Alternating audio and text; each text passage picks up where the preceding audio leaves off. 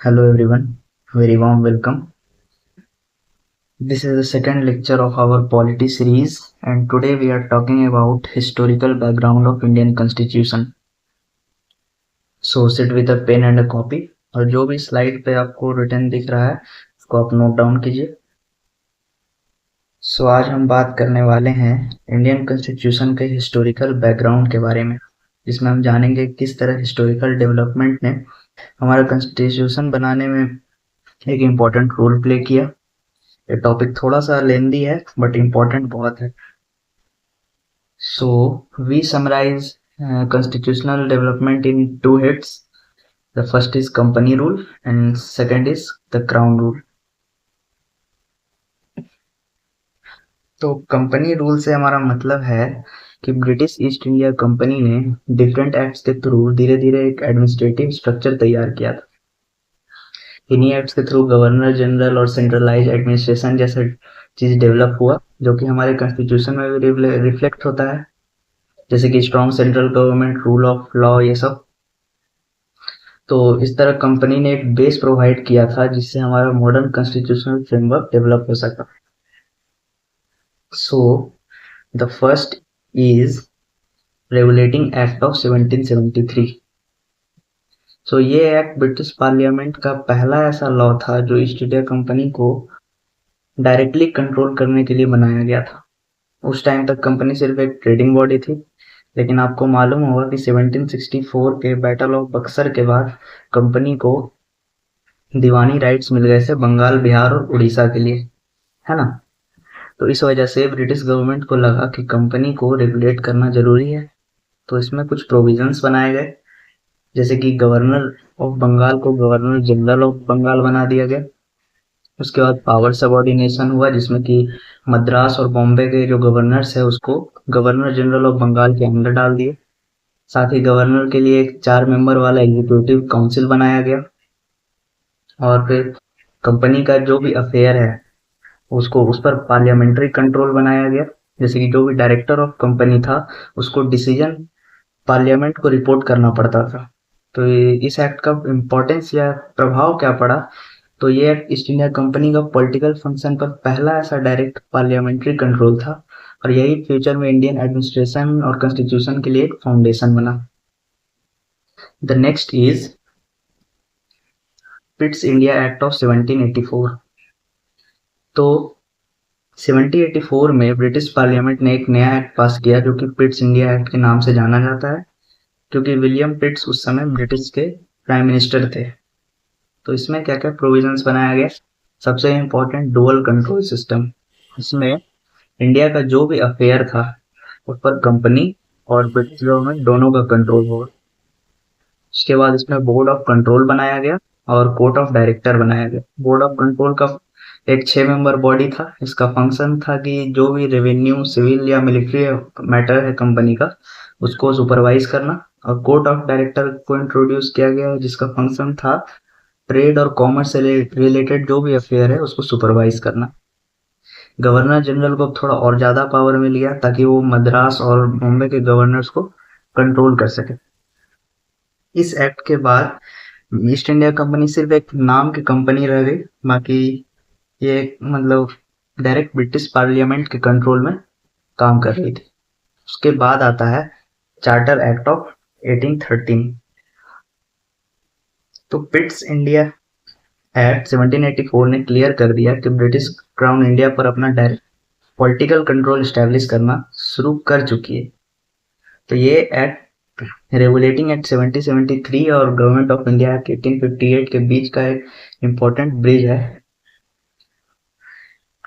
सो charter act क्या होता है? सबसे पहले चार्टर एक लाइसेंस को बोलते हैं जो कि प्रोवाइड किया जाता था कंपनी को ब्रिटिशर्स के द्वारा। तो 1600 में जब ईस्ट इंडिया कंपनी को ब्रिटिश क्राउन के साथ एक चार्टर मिला था इंडिया के लिए ट्रेड करने के लिए, लेकिन उसको हर 20 साल के बाद रिन्यूअल कराना पड़ता। फिर 1813 तक ईस्ट इंडिया कंपनी इंडिया में ट्रेड और एडमिनिस्ट्रेशन दोनों संभाल रही थी, लेकिन ब्रिटेन में एक डिमांड हुआ, क्योंकि इसको थोड़ा पावर ज़्यादा हो गया था, तो एक डिमांड हुआ कि इसका ट्रेड मोनोपोली को तोड़ना चाहिए ताकि और भी जो भी मर्चेंट्स है उनको भी अपॉर्चुनिटी मिले। तो ईस्ट इंडिया कंपनी का मोनोपोली को खत्म कर दिया गया। इंडिया के साथ अब ट्रेड कोई भी कर सकता था, लेकिन सिर्फ इसमें चाइना के साथ ट्रेड और चाय का जो व्यापार है उस पर प्रतिबंध नहीं लगाया गया। फिर एजुकेशन के लिए फंड एलोकेट हुए, जो कि मेनली फोकस करता था इंग्लिश एजुकेशन के लिए। अब इसका रिजल्ट कंसिक्वेंस क्या हुआ कि ईस्ट इंडिया कंपनी का इंडिया के एडमिनिस्ट्रेशन पर कंट्रोल कंटिन्यू रहा है। उसके बाद मतलब पॉलिटिकल रूल अभी भी उनके हाथ में था, सिर्फ ट्रेड मोनोपोली उसको तोड़ दिया गया था। ये एक्ट एक टर्निंग पॉइंट था, क्योंकि अब ईस्ट इंडिया कंपनी सिर्फ एक ट्रेडर नहीं बल्कि एक एडमिनिस्ट्रेटिव बॉडी भी बन गई थी। सिंपल शब्द में बोले तो चार्टर एक्ट ऑफ 1813 ने कंपनी के ट्रेड मोनोपोली को खत्म करके इंडिया का ब्रिटिश ट्रेडर्स के लिए ओपन कर दिया था। इसका मेन मोटिव यही था। इसके बाद आता है चार्टर एक्ट ऑफ 1833। सो इसमें क्या क्या प्रोविजन था, तो ये सबसे पहला स्टेप था सेंट्रलाइजेशन के लिए। इसमें कंपनी का जो ट्रेड मोनोपोली जो बचा हुआ था टी के लिए या चाइना के साथ ट्रेड के लिए, उसको भी खत्म कर दिया गया। उसके बाद पहला बार गवर्नर जनरल ऑफ बंगाल को गवर्नर जनरल ऑफ इंडिया बनाया, जिसमें Lord William Bentinck first governor general of India बने थे। और इसी एक्ट को हेलेना एक्ट भी बोला जाता है। ये टर्म इंपॉर्टेंट है। इसके बाद इसमें एक लॉ कमीशन बनाया गया, जो कि जिसका काम था इंडिया के जो भी लॉ है उसको कोडिफाई करना और यूनिफॉर्म बनाना, जैसे कि आईपीसी लाया गया था। स्लेवरी इसमें एक इम्पॉर्टेंट टर्म है कि इसमें स्लेवरी को एबॉलिश कर दिया गया था। तो ये एक्ट एक माइलस्टोन था जिसमें कंपनी का ट्रेडिंग रोल पूरा तरह से खत्म हो गया और वो एक पॉलिटिकल रूलर बन गई। तो ये स्टेप बन रहा है ताकि 1858 में जो क्राउन रूल स्टार्ट हो सके। तो चार्टर एक्ट ऑफ 1833 के बाद ब्रिटिश ईस्ट इंडिया कंपनी एक एडमिनिस्ट्रेटर बनी और अब जरूरत था कि कंपनी का रूल को रिन्यू किया जाए, क्योंकि 20 इयर्स कंप्लीट हो चुके थे। उसके बाद आता है 1853 का चार्टर एक्ट। इसमें सबसे पहले बार लेजिस्लेटिव और executive power of governor general को अलग अलग किया गया, जो कि एक पार्लियामेंट्री सिस्टम का एक बिगनिंग था। अब इंडियंस को भी मौका मिलने लगा सिविल सर्विसेज का एग्जाम में अपियर होने के लिए। उसके बाद उसमें ब्रिटिश पार्लियामेंट का कंट्रोल शुरू हुआ। इसका अब इसका कंसिक्वेंस क्या था कि पहली बार ये क्लियर हुआ कि ईस्ट इंडिया कंपनी अब परमानेंट नहीं है, क्योंकि ये एक हिंट था ब्रिटिश ईस्ट इंडिया कंपनी के लिए कि अब कभी भी ब्रिटिश पार्लियामेंट अब उस मतलब कंपनी का रूल खत्म कर सकती है। ठीक है, तो सिंपली कहें तो चार्टर ऑफ 1853 ने ईस्ट इंडिया कंपनी का रूल टेम्पररी बना दिया और लेजिस्लेचर को डेवलप किया और सिविल सर्विस में ओपन कंपटीशन शुरू किया। ये इसका एक थीम है। उसके बाद आता है 1857 का रिवॉल्ट, जिसके चलते ब्रिटिश क्राउन ने डायरेक्ट कंट्रोल लिया इंडिया के एडमिनिस्ट्रेशन के ऊपर। सो तो सबसे इम्पोर्टेंट सबसे पहला स्टेप था गवर्नमेंट ऑफ इंडिया एक्ट 1858।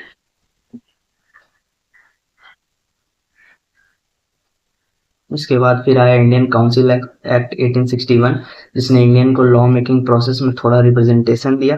फिर 1892 के एक्ट ने उनकी पार्टिसिपेशन थोड़ी और बढ़ाई। लेकिन रियल टर्निंग पॉइंट आया इंडियन काउंसिल्स एक्ट, जिसको पार्लियामेंटो रिफॉर्म्स भी बोलते हैं हम लोग, जिसमें सेपरेट इलेक्टोरेट का कंसेप्ट इंट्रोड्यूस किया गया। 1892 के बाद थोड़ा टर्निंग पॉइंट इसीलिए ज्यादा आया क्योंकि उस समय इंडियन नेशनल कांग्रेस फॉर्म हो चुकी थी। उसके बाद फिर 1990 उनके गवर्नमेंट ऑफ इंडिया एक्ट, जिसको कि मॉन्टेक चेल्समोर रिफॉर्म भी बोलते हैं हम लोग, इसने डायरेक्टी सिस्टम स्टार्ट किया था। तो थोड़ा प्रोविंशियल गवर्नमेंट को थोड़ा सा सेल्फ गवर्नेंस का फैसिलिटी दिया। तो सबसे पहले आता है गवर्नमेंट ऑफ इंडिया एक्ट 1858। सो 1857 के रिवॉल्ट के बाद ब्रिटिश पार्लियामेंट को समझ आया कि ईस्ट इंडिया कंपनी का रूल फेल हो गया है, इसलिए 1858 में एक नया एक्ट पास हुआ। उसमें कंपनी का रूल को खत्म करके डायरेक्टली ब्रिटिश क्राउन के अंडर कर दिया। तो इसमें कुछ कुछ प्रोविजन बनाए गए, जैसे कि ईस्ट इंडिया कंपनी का रूल खत्म कर दिया गया, ईस्ट इंडिया कंपनी एबॉलिश कर दी गई, इंडिया का एडमिनिस्ट्रेशन अब डायरेक्ट ब्रिटिश कंट्रोल के अंदर आ गया। उसके बाद सेक्रेटरी ऑफ स्टेट का पोस्ट बनाया गया, जो कि लंदन में एक नया ऑफिस क्रिएट हुआ था, secretary of state for India. ये एक पावरफुल मिनिस्टर होता था जो इंडिया के सारे अफेयर्स को हैंडल करता था। उसकी हेल्प से काउंसिल ऑफ इंडिया, जो कि 15 मेंबर्ड बॉडी थी, वो बनाई गई। गवर्नर जनरल, जो कि वायसराय था, गवर्नर जनरल को वायसराय बना दिया गया, जो कि फर्स्ट वायसराय बना था लॉर्ड कैनिंग। अब ये एक्ट एक टर्निंग पॉइंट था, जो कि कंपनी का रूल खत्म करके क्राउन रूल स्टार्ट किया। इंडिया का डायरेक्ट कनेक्शन अब ब्रिटिश पार्लियामेंट और क्राउन से हो गया। ये क्राउन रूल के दौरान होने वाला एक फर्दर कॉन्स्टिट्यूशनल डेवलपमेंट का फाउंडेशन था, जो कि इसके बाद 1861, 1892, 1909, 1919 ये सब चलता रहेगा। सिंपल शब्द में बोले तो गवर्नमेंट ऑफ इंडिया एक्ट ने ईस्ट इंडिया कंपनी का रूल खत्म करके ब्रिटिश क्राउन के अंडर इंडिया को जोड़ दिया था। इसके बाद आता है इंडियन काउंसिल एक्ट ऑफ 1861। चलिए बोलिए, यहाँ तक समझ में आया? सो 1850 एक्ट के बाद क्राउन रूल शुरू हुआ, तो ब्रिटिश गवर्नमेंट ने इंडियंस को थोड़ा इन्वॉल्व करना जरूरी समझा, ताकि फिर से रिवॉल्ट नहीं हो। इसमें क्या क्या प्रोविजंस बनाया गया था कि लेजिस्लेटिव काउंसिल को सबसे पहले एक्सपेंड किया गया। ठीक, जो बम्बई और मद्रास का जो प्रेसिडेंसी का जो भी पावर सीज कर लिया गया था, उसको उनको वापस लौटाया गया। उसका नया लेजिस्लेटिव काउंसिल बनाया गया बंगाल में, पंजाब में और नॉर्थ वेस्ट फ्रंटियर प्रोविंस में। ठीक है, इसके बाद आता है इंडियन काउंसिल एक्ट ऑफ 1892। सो 1861 के एक्ट के बाद इंडियंस को सिर्फ नॉमिनेट किया जा रहा था, क्योंकि उनकी रोल बहुत लिमिटेड थी। 1885 में अब इंडियन नेशनल कांग्रेस बन चुकी थी, जो कि रिफॉर्म्स और रिप्रेजेंटेशन की डिमांड करने लगी। इन्हीं डिमांड्स के प्रेशर में ब्रिटिश ने इंडियन काउंसिल एक्ट 1892 को पास किया, जिसमें प्रोविजंस बनाए गए कि लेजिस्लेटिव काउंसिल को एक्सपेंड किया जाएगा, जिसमें सेंट्रल और प्रोविंशियल लेजिस्लेटिव काउंसिल के मेंबर्स का नंबर बढ़ाया गया, लेकिन अभी भी मेजोरिटी ऑफिशियल्स मेंबर ब्रिटिश के ही थे। अब इनडायरेक्ट रिप्रेजेंटेशन का प्रोविजन बनाया गया। पहली बार काउंसिल के लिए मेंबर्स को नॉमिनेशन थ्रू रिकमेंडेशन इंट्रोड्यूस किया गया। लोकल बॉडीज, यूनिवर्सिटी, जमींदार और चैम्बर ऑफ कॉमर्स के रिकमेंडेशन पर कुछ मेंबर्स नॉमिनेट होते थे। मतलब ये इलेक्शन जैसा सिस्टम था, लेकिन डायरेक्ट इलेक्शन अभी भी नहीं हो रहा। पावर को कैसे डिस्कस किया जाता था, तो काउंसिल को बजट पर डिस्कस करने का राइट दिया गया।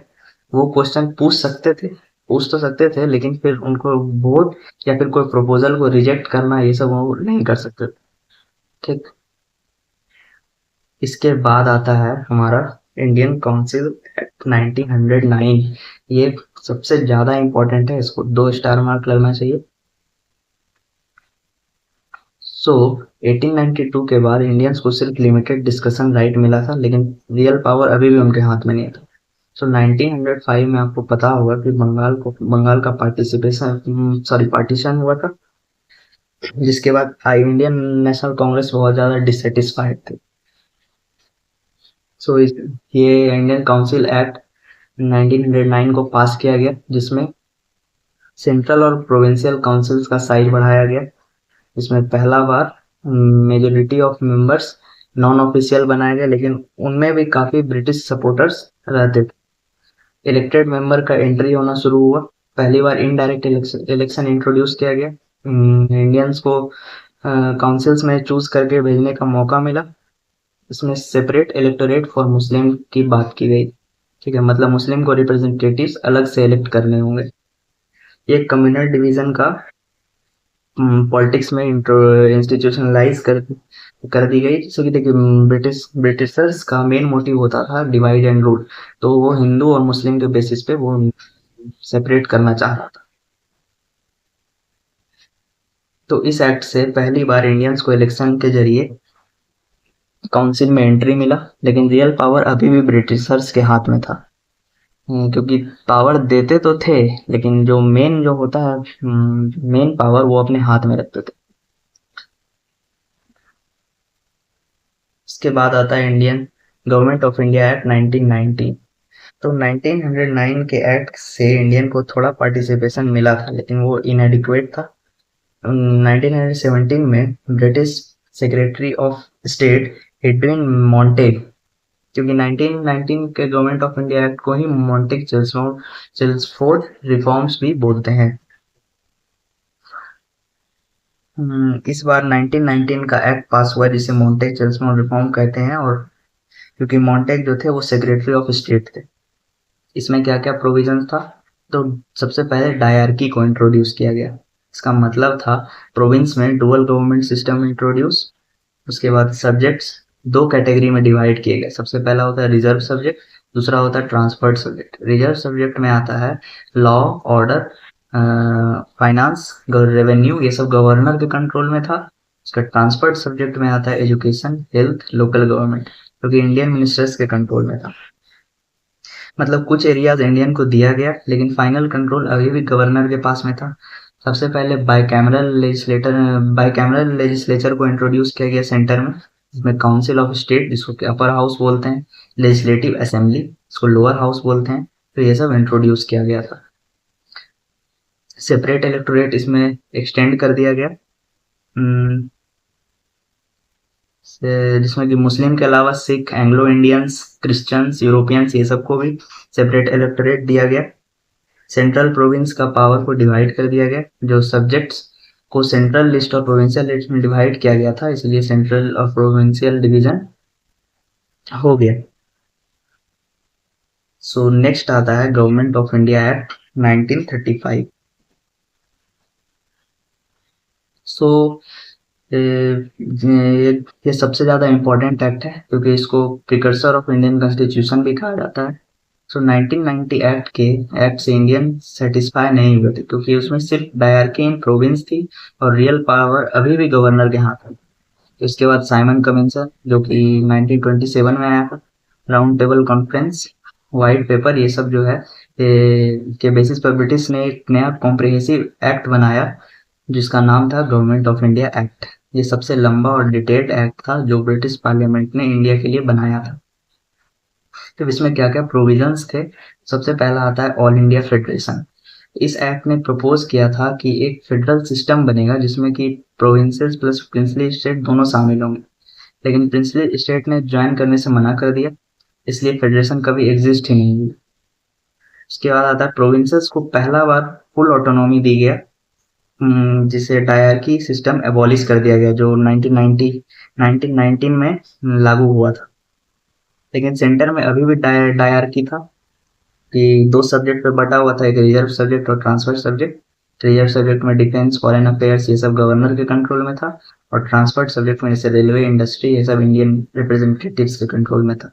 लेकिन प्रैक्टिकली अगर देखा जाए तो अभी भी डायरकी सक्सेसफुल नहीं था, क्योंकि पावर अभी भी गवर्नर के हाथ में ही ज्यादा था। उसके बाद सेपरेट इलेक्टोरेट को इसमें भी एक्सटेंड किया गया। इसमें भी मुस्लिम, सिख, ये सबको सेपरेट इलेक्टोरेट प्रोवाइड किया गया था। उसके बाद फेडरल कोर्ट को स्टैब्लिश किया गया 1937 में, जो कि सुप्रीम कोर्ट का प्रेडिसेसर है। फ्रेंचाइज दिया गया, मतलब वोटिंग राइट दिए गए, लेकिन अब भी प्रॉपर्टी टैक्स और एजुकेशन क्वालिफिकेशन पर बेस्ड था। सिर्फ 14% एडल्ट पॉपुलेशन वोट कर सके थे, क्या कि मैक्सिमम पॉपुलेशन जो थी वो इलिटरेट थी, इसीलिए। तो ये एक्ट सबसे कॉम्प्रिहेंसिव और डिटेल्ड एक्ट था, जिसमें पहली बार प्रोविंशियल ऑटोनॉमी दी गई। 1937 के प्रोविंशियल इलेक्शन इसी एक्ट के बेसिस पर हुए, जिसमें कांग्रेस ने 11 में से 7 प्रोविंस में गवर्नमेंट बनाई, लेकिन फेडरेशन और सेंटर की डायरकी फेल हो गई, इसलिए इंडियंस इससे भी सेटिस्फाई नहीं हुए।